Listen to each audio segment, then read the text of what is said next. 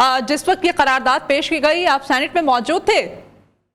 जी जी जी, मैं सेनेट में मौजूद था और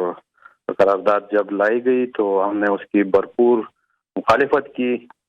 और हमने 3 सेनेटरों ने उसको बिल्कुल नो कहा और उन्होंने फिर भी अपना वो जो इनपुट था वो दे दिया, रेजोल्यूशन पास। ठीक है, तो जब ये करारदाद पेश की गई उस वक्त माहौल क्या था, क्या कहा क्या जा रहा था कि किस बिना पर ये करारदाद आज सेनेट के अंदर लाई गई है? वो तो उन्होंने अपना एक ये बनाया हुआ था बहाना कि हालात ठीक नहीं है, थ्रेड मिल रहे हैं और ये है वो है। वो तो आपको पता है ना कि जिस तरह जो हथकंडे इस्तेमाल हो रहे हैं पीटीआई के खिलाफ और उससे उनकी एक खौफ की फिजा है कि अवाम उनको मुस्तरद कर रही है और अवाम जिस तरह पीटीआई के साथ खड़ी है तो उनको तो ये जाहिर ही दिख रहा है। अभी तो ये सारे इनके अपने वो जिसमें कि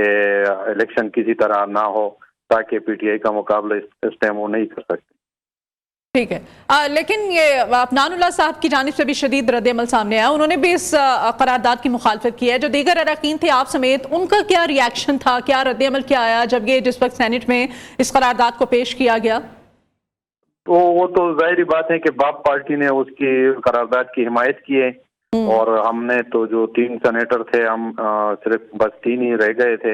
हाउस में और तो लास्ट टाइम तक सारे चले गए थे ना, तो सिर्फ हम 3 सेनेटर थे। एक पीपल पार्टी से बरहमान खान तंगी था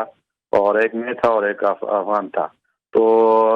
हम तीनों ने जो है ना भरपूर उसकी मुखालिफत की और हमने उनको कहा कि ये अब जो है ना ज्यादती कर रहे हैं। तो इस तरह जो है ना अफगान इसने भी सेनेटर साहब ने भी स्पीच में भी कहा कि देखें हालात जितने भी खराब होते हैं वो माने नहीं रखते हैं, लेकिन इतना हालात खराब नहीं है जिस तरह आप लोग कह रहे हैं। तो ये तो सारे बस उनके पता नहीं है किस इसमें